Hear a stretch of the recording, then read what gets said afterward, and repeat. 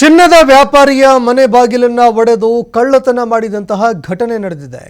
ಸರಿಸುಮಾರು 1 ಕೋಟಿ ರೂಪಾಯಿ ಮೌಲ್ಯದ ಒಟ್ಟು 1.2 ಕೆಜಿ ಚಿನ್ನದ ಆಭರಣಗಳನ್ನು ಕಳ್ಳತನ ಮಾಡಲಾಗಿದೆ.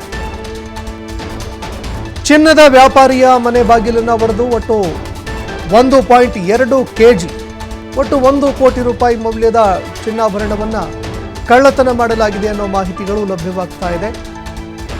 ಬೆಳಗಾವಿ ಜಿಲ್ಲೆಯ ರಾಮದುರ್ಗ ಪಟ್ಟಣದಲ್ಲಿ ನಡೆದಂತಹ ಘಟನೆ. ಮನೆಯಲ್ಲಿ ಯಾರೂ ಇಲ್ಲದ ಸಂದರ್ಭದಲ್ಲಿ ಕಳ್ಳರು ಕೈಚಳಕ ತೋರಿಸಿದ್ದಾರೆ. ಚಿನ್ನದ ವ್ಯಾಪಾರಿ ವೀರೇಶ್ ಫತ್ತೇಪುರ ಮನೆಯಲ್ಲಿ ಕಳ್ಳತನ ಆಗಿದೆ. ಇನ್ನು ಸ್ಥಳಕ್ಕೆ ಬೆರಳಚ್ಚು ಶ್ವಾನದ ಸಿಬ್ಬಂದಿಗಳು ಕೂಡ ಭೇಟಿ ನೀಡಿ ಪರಿಶೀಲನೆ ಮಾಡ್ತಾ ಇದ್ದಾರೆ. ಒಂದೆಡೆ ಬೆರಳಚ್ಚು ತಜ್ಞರು ಕೂಡ ಆಗಮಿಸಿದ್ದಾರೆ. ಶ್ವಾನದಳದ ಸಿಬ್ಬಂದಿಗಳು ಕೂಡ ಆಗಮಿಸಿ ಪರಿಶೀಲನೆ ಮಾಡ್ತಾ ಇದ್ದಾರೆ.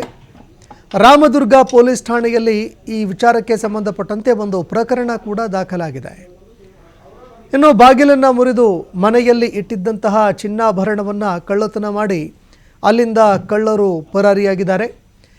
ಸರಿಸುಮಾರು 1 ಕೋಟಿ ರೂಪಾಯಿ ಮೌಲ್ಯದ ಒಟ್ಟು 1.2 ಕೆಜಿಯಷ್ಟು ಚಿನ್ನಾಭರಣಗಳನ್ನು ಕಳ್ಳತನ ಮಾಡಿ ಅಲ್ಲಿಂದ ಕಳ್ಳರು ಪರಾರಿಯಾಗಿದ್ದಾರೆ. ಇನ್ನು ಘಟನೆಗೆ ಸಂಬಂಧಪಟ್ಟಂತೆ ಇದೀಗ ಪೊಲೀಸರು ಪ್ರಕರಣ ದಾಖಲು ಮಾಡಿಕೊಂಡಿದ್ದಾರೆ. ಪ್ರಕರಣ ದಾಖಲು ಮಾಡಿಕೊಂಡಿರುವಂತಹ ಪೊಲೀಸರು ಈ ಘಟನೆಗೆ ಸಂಬಂಧಪಟ್ಟಂತೆ ಇವತ್ತು ಕಳ್ಳತನ ಆಗಿರುವಂತಹ ಒಂದು ನಿವಾಸಕ್ಕೆ ಬಂದು ಬೆರಳಚ್ಚು ತಜ್ಞರು ಕೂಡ ಬಂದು ಪರಿಶೀಲನೆ ಮಾಡಿದ್ರು. ಮತ್ತೊಂದೆಡೆ ಆ ಶ್ವಾನದಳವನ್ನು ಕೂಡ ಕರೆತಂದು ಪೊಲೀಸ್ ಅಧಿಕಾರಿಗಳು ತಮ್ಮ ತಪಾಸಣೆ ಹಾಗೂ ತನಿಖೆ ಮುಂದುವರಿಸಿದ್ದಾರೆ.